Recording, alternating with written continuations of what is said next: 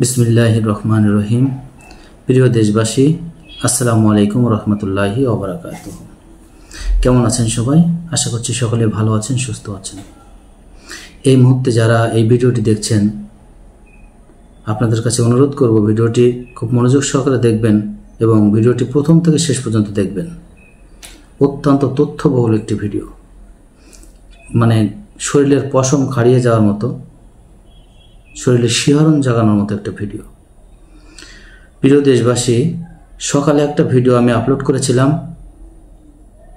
শেখ হাসিনার আয়নাঘর, শেখ হাসিনার ভয়ঙ্কর আয়নাঘর পার্ট 1, পর্ব 1 নিয়ে। আর এখন যে ভিডিওটি করতে যাচ্ছি বা যে ভিডিওটি নিয়ে আলোচনা করতেছি, যে প্রতিবেদনটি করতে যাচ্ছি, সেটা হচ্ছে শেখ হাসিনার আয়নাঘর পার্ট 2, শেখ হাসিনার ভয়ঙ্কর আয়নাঘর পার্ট 2। তো আশা করি ভিডিওটি আপনারা খুব মনোযোগ সহকারে দেখবেন এবং এই ভিডিও থেকে আপনারা শেখ হাসিনা সরকারের যে নিপীড়ন, নির্যাতন আমরা শুধু শুনেছি, যারা সাধারণ জনগণ শুধু মুখে শুনেছি, বিশ্বাস করি নাই, অনেক সময় আমরা কেউ কেউ দেখেছিও, কিন্তু মানুষ যে এত নৃশংস হতে পারে, এত নির্মম হতে পারে, সেটা আমরা এখন প্রমাণ পাচ্ছি। যেটা শেখ হাসিনা যখন ক্ষমতায় ছিল, শেখ হাসিনার ভয়ে এবং শেখ হাসিনার যে অপরস্থ অধীনস্থ যেসব কর্মচারী ছিল, কর্মকর্তা ছিল, তাদের ভয়ে নিচের কর্মকর্তারা যে কি অসহায় জীবনযাপন করেছে, পাশাপাশি সাধারণ জনগণের উপর দিয়ে যে কি পাশবিক নির্যাতন গিয়েছে, তার প্রমাণ সব একে একে এখন বেরিয়ে আসতেছে। এখন একের পর এক বেরিয়ে আসতেছে শেখ হাসিনার সকল অপকর্ম। তো তারই একটা ধারাবাহিকতায় আজকের এই ভিডিওটি অত্যন্ত গুরুত্বপূর্ণ এবং অত্যন্ত তথ্যবহুল একটি ভিডিও। আপনার ভিডিওটি দেখলে বুঝতে পারবেন যে শেখ হাসিনা যে আয়নাঘর নামে যে একটা জেলখানা তৈরি করেছিল, এই আয়নাঘর নামক জেলখানাতে কী ধরনের পাশবিক নির্যাতন হতো। শেখ হাসিনার বিরোধিতা যারা করত, শেখ হাসিনাকে যারা তার মতবিরুদ্ধে যারা যেত, বা শেখ হাসিনার বিরোধী দল যারা ছিল, জামাত, শিবির, বিএনপি, জাতীয় পার্টি, এদের নেতাকর্মীদেরকে ধরে ধরে নিয়ে, গুম করে নিয়ে কোথায় নিয়ে রাখতো, কিভাবে তাদেরকে মারা হতো এবং কিভাবে তাদেরকে নির্যাতন করা হতো, এই আয়নাঘরই হচ্ছে তার সাক্ষ্য, তার প্রমাণ। এই আয়নাঘর নামক যে জেলখানাটা আছে, এই জেলখানায় এই গুম করে যাদেরকে নিয়ে যাওয়া হতো, তাদেরকে এই আয়নাঘর নামক জেলখানায় নিয়ে যাওয়া হতো এবং সেখানে এখনও পর্যন্ত হাজার হাজার শত শত লোক সেখানে এখনও বন্দী। গতকালকেও অনেকে ছাড়া পেয়েছে শেখ হাসিনার পদত্যাগের পরে, যখন মানুষ বিষয়গুলো জানতে পারে, তাদেরকে অনেকে মুক্ত করা হয়েছে। তো সম্মানিত দেশবাসী, আর কথা বেশি বলবো না, আমরা এখন চলে যাব আজকের প্রতিবেদনের বা আজকের যে লাইভটা হচ্ছে, লাইভটার মূল যে ব্যক্তি, একজন পুলিশের সদস্য এবং পুলিশ পরিবারের সন্তান। আমরা তার কাছ থেকে এই ঘটনার, এই যে আয়নাঘর সম্পর্কে বিস্তারিত তথ্য এবং আয়নাঘরে কি হয় এবং শেখ হাসিনার নির্দেশে পুলিশের যারা উপরস্থ কর্মকর্তা ছিল, তারা কি ধরনের পাশবিক নির্যাতন করত, পুলিশের যারা মানে যাদের র্যাঙ্ক নিচে ছিল, যারা কনস্টেবল পর্যায়ে বা যারা এসআই পর্যায়ে ছিল, তাদেরকে কি ধরনের আলটিমেটাম দেওয়া হতো এবং কিভাবে তাদেরকে ফোর্স করা হতো জনগণকে শাস্তি দেওয়ার জন্য বা জনগণকে হ্যারাসমেন্ট করার জন্য, তারই একটা জ্বলন্ত উদাহরণ আজকে আমরা শুনবো বা দেখবো। তো এই জন্য বলছি, আজকের ভিডিওটা খুব গুরুত্বপূর্ণ। সবাই ভিডিওটা প্রথম থেকে শেষ পর্যন্ত একদম মনোযোগ সহকারে দেখবেন, কেউ স্কিপ করবেন না। এবং আপনারা এই ভিডিওতে লাইক দিয়ে যাবেন, কমেন্ট করবেন এবং আমার এই চ্যানেলটা যদি ভালো লেগে থাকে, ভিডিওটা অবশ্যই চ্যানেলটা সাবস্ক্রাইব করবেন এবং আমার এই একে মিডিয়া চ্যানেলটা, এতে যে ভিডিওগুলো আছে সবাই একে মিডিয়া চ্যানেলটাকে ভিজিট করবেন। আর অবশ্যই প্রতিদিন রাত 9টায় আমরা লাইভ করি, আপনাদের ওপেন মতামতের সুযোগ আছে, সবাই লাইভে জয়েন করবেন। তো ঠিক আছে বন্ধুরা, আমরা আর কথা বাড়াবো না। এখন আমরা আমাদের সেই পুলিশ সদস্য ভাইয়ের মুখ থেকে বিস্তারিত তথ্য শুনব। তো চলুন শুনে আসা যাক। বিভিন্ন পর্যায়ে আমাদের ঘাড়ে বন্দুক রেখে তারা মনে করেন দিনের পর দিন আমাদের নির্যাতন করে মানুষের বিরুদ্ধে লেলাই দিছে। হাজার হাজার কোটি টাকার মালিক হয়ে তারা এখন গা টাকা দিছে। এই মৃত্যুর ভাই, এই পুলিশ মৃত্যুর ভার কে নেবে? পুলিশের মৃত্যুর বিচার হবে না এই বাংলাদেশে, আমি জানি। পুলিশ ভাই, আসলে আমরা আপনার কথা শুনে খুবই মর্মাহত, খুবই ব্যথিত, খুবই খারাপ লাগছে। আপনি একজন পুলিশ পরিবারের সন্তান। এখন আপনার কাছে প্রশ্ন হচ্ছে, আপনি কি আপনার ঊর্ধ্বতন যে কর্মকর্তা বা পুলিশ বাহিনীতে যারা ছিল তাদের বিচার চান কিনা? কিন্তু যারা এই নির্দেশদাতা, যারা এই নির্দেশ দিয়েছেন, তাদের প্রত্যেকের বিচার হবে। এবং চিহ্নিত যেসব পুলিশ অফিসারে পুলিশ ডিপার্টমেন্টে আছে তাদের অবিলম্বে প্রত্যাহার চাই এবং তাদের বিচার চাই। যারা এই নির্দেশ দিয়ে সাধারণ মানুষকে খুন করাইছে পুলিশকে দিয়ে, আচ্ছা এতগুলো পুলিশ মারা গেছে, এই সম্পূর্ণ দায়ভার এই ডিপার্টমেন্টের অফিসারদের নিতে হবে। কোন অফিসার দেখছেন রাস্তায় মারা গেছে? মারা যায়নি। তারা নির্দেশ দিয়ে সরে গেছে, পুলিশকে সামনে ঠেলে দিয়ে। এটা হত্যাকাণ্ড। এই হত্যাকাণ্ডের বিচার আমি চাই। সমগ্র পুলিশ ডিপার্টমেন্টের এই হত্যাকাণ্ডের বিচার চাই। অবিলম্বে সব দুর্নীতিবাজ পুলিশ কর্মকর্তাদের অব্যাহতি দিয়ে তাদের শাস্তির আওতায় আনতে হবে। এই পুলিশ হত্যার দায়, এই পুলিশ হত্যার বিচার তাদের দিয়ে করতে হবে।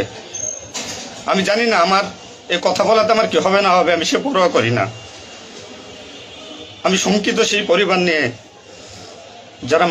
যারা মারা গেছে, তাদের ফ্যামিলি, তাদের বউ বাচ্চাগুলো এতিম হয়েছে, যা সাধারণ মানুষ মরেছেন, আমি তাদের থেকে ব্যথিত। নির্মমভাবে অত্যাচার করছে, এগুলো মেনে নেওয়ার মতো না। আমি সবাইকে অনুরোধ করব, আমার ভাই বন্ধু যারা আছেন, আমি কোনো উস্কানিমূলক কথা বলতে এখানে আসি নাই। আমি এখানে সত্যি বাস্তব কথা বলতে আসছি। আমার কষ্টের সঙ্গে বলতে হয়, আমি একজন পুলিশ পরিবারের ছেলে। আমার বাবা অন ডিউটি অবস্থায় 2012 সালে মারা গেছেন। আমি পরিচয় দিতে পারছি মানুষের কাছে, আমি একজন পুলিশের সন্তান। আমার ছেলে মেয়ে কিভাবে পরিচয় দেবে তাদের সহপাঠীদের কাছে যে আমার বাবা একজন পুলিশ? কিভাবে পরিচয় দিবে? সিসি করবে? আজ মানুষের কাছে, জাতির কাছে, সমগ্র পৃথিবীর কাছে মানুষ আজকে ভিলেন রূপে পাবলিক পরিচয় হয়ে গেছে। এই মানুষগুলো, এদের মৃত্যুর ভার, পুলিশ হত্যার ভার ডিপার্টমেন্টের সর্বোচ্চ পর্যায় থেকে সর্বনিম্ন পর্যায়ে এর সাথে যারা জড়িত ছিলেন তাদের দেওয়া লাগবে, তাদের এগেনস্টে হবে। প্রত্যেকটা পুলিশ সদস্য আজ বাইরে বেরোতে ভয় পাচ্ছে, মৃত্যুর ভয়। এখনো অনেক জায়গায় আমি নিউজ পাইলাম সকালবেলা, অনেকে পুলিশ মরে গেছে, তার কোনো হদিস নাই। এখন অনেকে আটকা আছে, সবাই প্রাণ ভয়ে, আজ পুলিশ প্রাণ ভয়ে লুকাচ্ছে। কিসের জন্য? আপনাদের কারণে, আপনাদের স্বার্থ উদ্ধারের কারণে পুলিশকে ব্যবহার করছেন প্রত্যেকটি ক্ষেত্রে। এটা আর কেউ মেনে নিতে পারলো, আমি ব্যক্তিগতভাবে মেনে নিতে পারবো না। প্রত্যেকে দায়ভার নিতে হবে আপনাদের। আজ নির্বিকারে যতগুলো মানুষ মারছেন, আজ এই মৃত্যুর সামিল আমি থাকতে পারতাম। চিহ্নিত করে করে বিচার হবে আপনাদের। পুলিশ কর্মকর্তারা যারা আছেন এর সাথে জড়িত সবার বিচার হবে, বিচার করতে হবে। কেউ না করুক, আমি করব। আপনারা পুলিশের গৌরবময় ইতিহাস ঐতিহ্যকে ধারণ করে নিজেদের স্বার্থ উদ্ধারের কারণে আজ পুলিশ বাহিনীকে মৃত্যুর মুখে ঠেলে দিচ্ছেন। তাদের কথা একবার চিন্তা করেননি। আপনি নির্দেশ দিচ্ছেন, নয়তো এই পুলিশ, এই সাধারণ পুলিশ, আমরা যারা আছি, আমরা কখনো এদের গায়ে বুলেট চালাইতাম না, কখনোই আমরা গুলি ছড়তাম নাই আমাদের ভাইদের উপরে।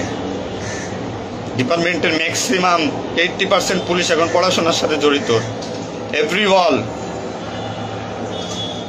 সবাই পড়াশোনার সাথে জড়িত, সবাই ছাত্র। আপনারা আপনাদের ব্যক্তিগত রক্ষার কারণে আপনারা এখন কোথায় আছেন? আপনারা একজন বড় বড় অফিসাররা কোথায় আছেন? বেরোয় আসেন, নামেন পুলিশের সামনে, পুলিশকে সিকিউরিটি দেন, দেশের মানুষকে সিকিউরিটি দেন। আপনাদের হাতে পুলিশ বাহিনী ক্ষতিগ্রস্ত, বিপর্যস্ত, বৈষম্য সৃষ্টি করছেন আপনারা। প্রতিটা ক্ষেত্রে পুলিশের সাথে পুলিশের বৈষম্য সৃষ্টি করে দিয়ে গেছেন। যে যার মন গড়া কথা দিয়ে এটাই আইন, এটাই নিয়ম, এটাই শিখাইছেন পুলিশ ডিপার্টমেন্টকে। এগুলো হবে না। আপনারা যেখানে যান না কেন পালাইয়ে, যেখান থেকে পলায় যান, এই পুলিশ আপনাকে খুঁজে বের করবে। এই মৃত্যুর দায়ভার আপনার নিতে হবে। সত্য কথা বলাতে অনেক পুলিশের চাকরি খেয়ে নিয়েছেন আপনারা। আপনারা সুযোগ পেয়ে স্বার্থের কারণে অনেক পুলিশকে বলে পুলিশ ডিপার্টমেন্ট থেকে বিতাড়িত করছেন। তাদেরকেও পুলিশ ডিপার্টমেন্টের প্রয়োজন। আপনাদের স্বার্থের শিকার তারা, আপনাদের স্বার্থের বলি তারা। অনেক পুলিশ ভাইরা, সাধারণ পুলিশ ভাইরা যাদের চাকরি থেকে বিচ্যুত করছেন, অবিলম্বে তাদেরকে চাকরিতে আনবেন আপনারা। এটা আমার অনুরোধ। আজ দেশে কি মুহূর্তে পুলিশ কোন সিচুয়েশনে ঠেলে দিয়ে গেছেন। নিশ্চিত মৃত্যু। পুলিশ মানুষ নির্মমভাবে পিটাই পিটাই মারতেছে। এর দায়ভার আপনাদের নিতে হবে। প্রত্যেক পুলিশ পরিবারের যে আক্রোশ, যে কষ্ট, এগুলো দায়ভার আপনাদের নিতে হবে। সাধারণ মানুষ আপনাদের ক্ষমা করবেন। আপনারা সবাই চিহ্নিত। আপনারা সবাই এই বাংলাদেশের দুর্নীতিবাজ পুলিশ অফিসারদের আপনারা সবাই চিনেন। আপনারা সবাই তাদের চিনেন। এদের বিচার আপনাদের করতে হবে। এই বিচার চাই আমরা। সাধারণ জনগণের হত্যার বিচার চাই, পুলিশ হত্যার বিচার চাই। পুলিশ হত্যার বিচার না হওয়া পর্যন্ত আমি ডিউটিতে যাব না, আমি আমার কর্মস্থলে যাব না। অনেক পুলিশ সদস্য এখন পর্যন্ত নিখোঁজ। আমার সহপাঠী ভাইরা মারা গেছে, আমার পরিচিত ভাইরা মারা গেছে। তাদের সন্তান হাউমাউ করে চিল্লাইতেছে, আমার বাবা কই? এর জবাব কি কে দেবে? জবাব দেওয়া লাগবে। এতগুলো মায়ের কোল ফাঁকা করছেন, পুলিশ জীবন হারাইছে, গর্ভবতী মহিলা পুলিশে পর্যন্ত মারিয়ে ফেলছে।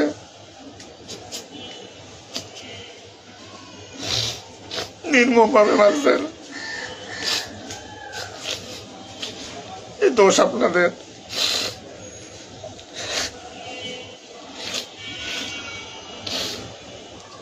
চাকরির ভয় নাই, চাকরি যায় যাক, ভিক্ষা করে যাবো, নির্যাতনার মানব না। কি করছেন পুলিশ ডিপার্টমেন্টের জন্য আপনারা? কত পুলিশ মারা গেছে তার তো ঠিক নাই।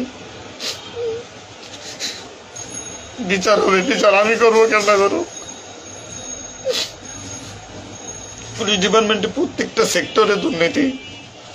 আমি পুলিশ হয়ে আমার কোনো কাজের জন্য আমাকে অর্থ দিতে হয়, টাকা দিতে হয়।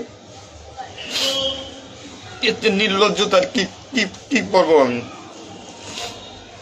সাধারণ মানুষ দূরের কথা, আমরা কোনো পুলিশের কাছে সহযোগিতার জন্য গেলে তারা আমাদেরকে মূল্যায়ন করে না, কোনো কাজে হেল্প করে না, কোনো কিছুতে সুবিধা দিতে চায় না। আজ ডিপার্টমেন্টে বৈষম্য সৃষ্টি করে থেকে গেছেন আপনারা।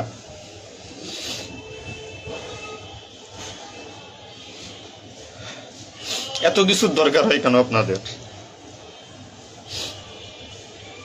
আজ আপনারা কেউ মারা যাননি, সবাই নির্দেশ দিয়ে যার যার মতো সুযোগ মতো পালাইছেন, সুযোগ মতো চুপচাপ করে বসে আছেন।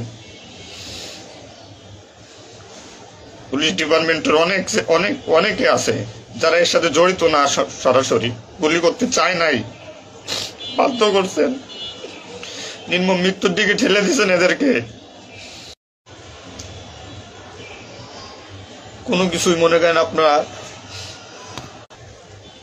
তো নতুন দিনের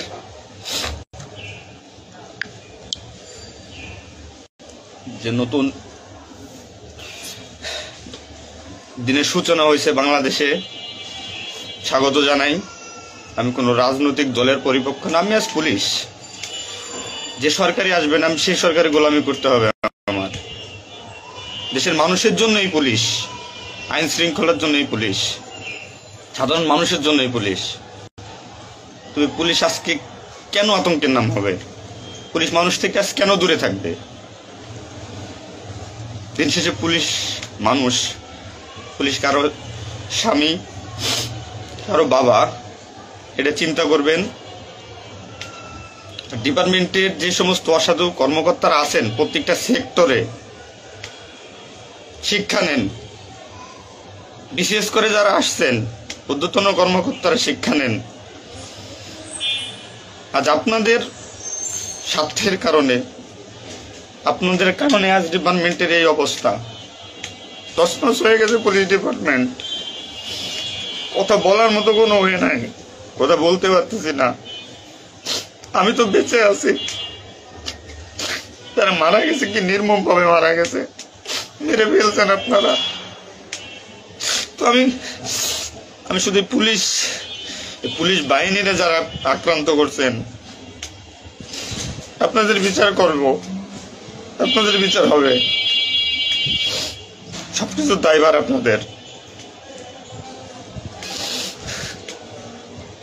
ঘুমাইতে পারি না এই কয়দিনে, ভয়তে, চিন্তায়।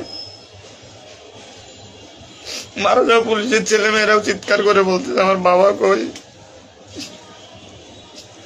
তো সহ্য করার মতো না, মানুষ হিসেবে সহ্য করার মতো না। তো পরিশেষে একটা কথা বলবো, আমার যারা ডিপার্টমেন্টে আছেন, চাকরি করতেছেন করেন, সমস্যা নাই, চাকরি ছাড়ারও দরকার নাই। শুধু বিবেকের কাছে একটু প্রশ্ন করেন যে এরা আমাদের কিভাবে আমাদের ব্যবহার করছে ডিপার্টমেন্টে। যে সরকারি আসুক, আপনাদের কাছে অনুরোধ, যে আসুক ভাই, দেশে সরকার নাই আসুক, পুলিশ থাকুক আর না থাকুক, তাতে কিচ্ছু আসা যায় না। তো আমার একটা দাবি, একজন পুলিশ হিসেবে, একজন পুলিশের সন্তান হিসেবে,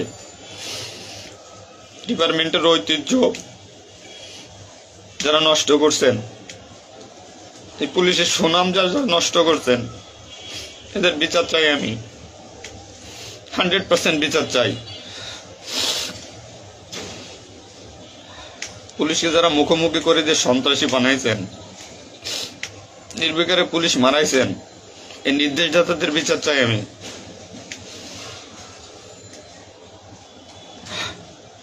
এবং দেশের আইন শৃঙ্খলা পরিবেশ নিয়ন্ত্রণে আনতে সর্বপ্রথম পুলিশ বাহিনীকে সুশৃঙ্খল করতে হবে। আমি আর অনুরোধ সবার কাছে যে আপনারা পুলিশকে খারাপ চোখে দেখবেন না।